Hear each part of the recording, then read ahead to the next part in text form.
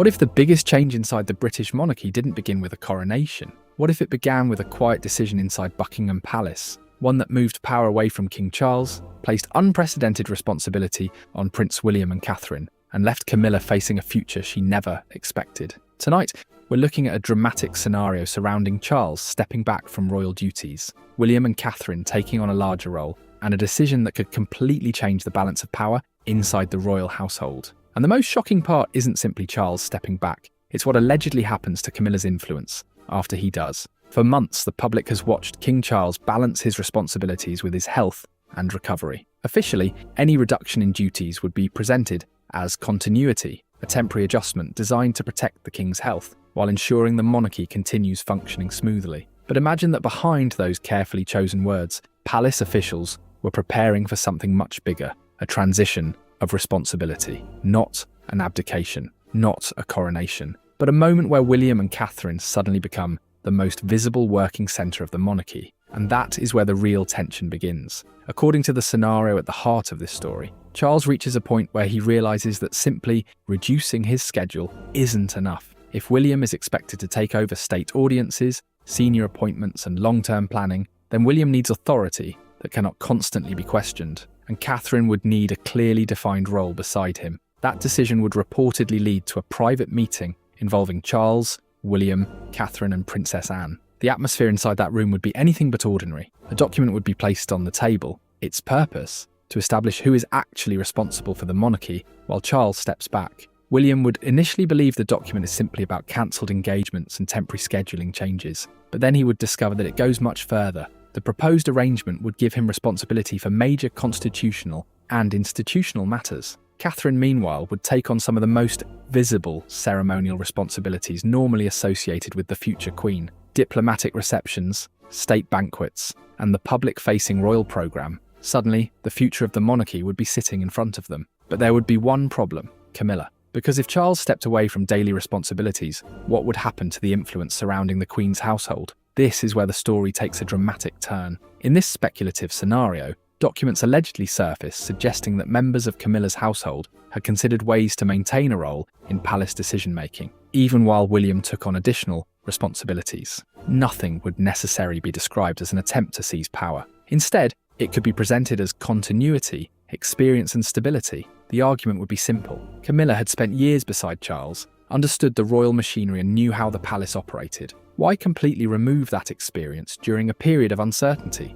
But William and Catherine would see another problem. If two offices could influence the same decisions, who would actually have the final word? And that question would become impossible to avoid. Imagine Catherine sitting across the table from Camilla and asking one simple question. If William and Camilla disagree, who makes the final decision? That question would expose the weakness in the entire arrangement. Because if Charles is stepping back specifically to recover, then asking him to settle disputes from behind the scenes would defeat the purpose of the transition. William would need authority, Catherine would need clarity, and Charles would need peace. So in this scenario, Charles makes a decision that could permanently change the balance inside the royal household. He rejects any arrangement that makes William's authority reversible. He refuses to create a second centre of power. And then comes the moment that would leave Camilla devastated. Charles allegedly adds a handwritten line to the document. The message is essentially that authority granted through the order cannot be challenged by the Queen's household. Think about the significance of that. A typed palace document can always be blamed on advisors.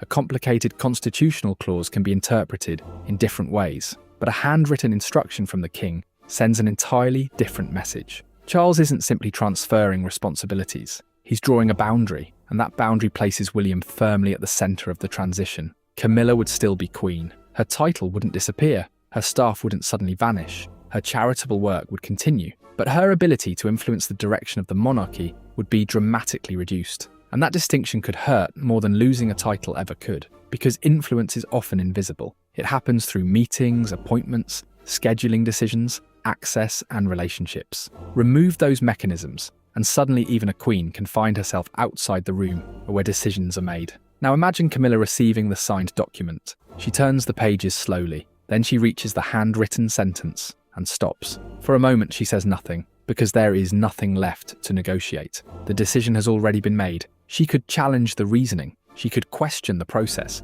She could argue that her experience matters. But the king himself has signed the order, and William's authority is now protected. This is where Catherine's role becomes especially important. She isn't replacing Camilla, she isn't becoming queen, but she is being positioned beside William as the person responsible for representing the monarchy publicly. That means state banquets, diplomatic receptions, ceremonial events, and major public appearances. And suddenly every photograph of William and Catherine together carries a new meaning. They're no longer simply the Prince and Princess of Wales supporting the king. They are carrying the visible weight of the institution. And that is exactly why the public reaction would be enormous. Because Charles would still be a king. William wouldn't be crowned. Catherine wouldn't suddenly receive a new title. Yet the practical reality would look very different. The king would be stepping back. William would be taking responsibility. Catherine would be handling major public functions. And Camilla would be standing outside the central decision-making structure. Then comes the televised announcement. Charles appears before the cameras. He looks directly into the lens and explains that duty sometimes means recognizing when continuing at the same pace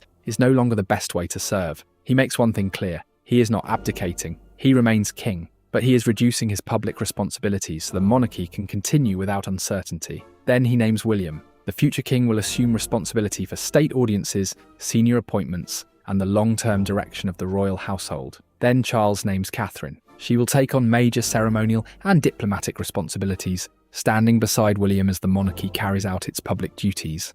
And then comes the moment everyone notices. Camilla isn't mentioned. No new role is announced. No special position is created. No additional authority is given to her household. Silence. And sometimes, inside the royal family, silence can be louder than a statement. At Clarence's house, Camilla watches the announcement. She hears William's name, then Catherine's, and finally the speech ends, but her name never comes. She looks down at the signed document again. The handwritten sentence is still there, and suddenly the reality becomes impossible to ignore. Charles has chosen institutional clarity over personal compromise. William has been given authority, Catherine has been given responsibility, and Camilla has been left with something very different, a title without the same influence. But there is one final twist. Just when everyone thinks the transition is finished, another document allegedly appears. This one concerns Camilla's household privileges, staff access and royal residences. And according to the storyline, one page contains a deadline concerning her unrestricted access to certain palace spaces, a deadline Camilla supposedly never expected. If that document were ever real, it would raise an even bigger question. Was Charles simply preparing for a temporary reduction in duties? Or was he quietly preparing the monarchy for a much more permanent shift? Because William and Catherine don't need to be king and queen for the balance of power to change. Sometimes the most important transition happens before the crown moves. It happens when responsibility moves. And if this dramatic scenario became reality, that would be the moment the monarchy entered a completely different chapter. Charles would remain king, William would become the central decision maker. Catherine would stand beside him as the visible face of the future, and Camilla would have to decide what comes next when the person beside you remains on the throne. But the power around that throne has already begun to move. The biggest question now isn't whether William will eventually become king. Everyone already knows that is his destiny. The question is, how much of the monarchy will already belong to William and Catherine before that day ever arrives?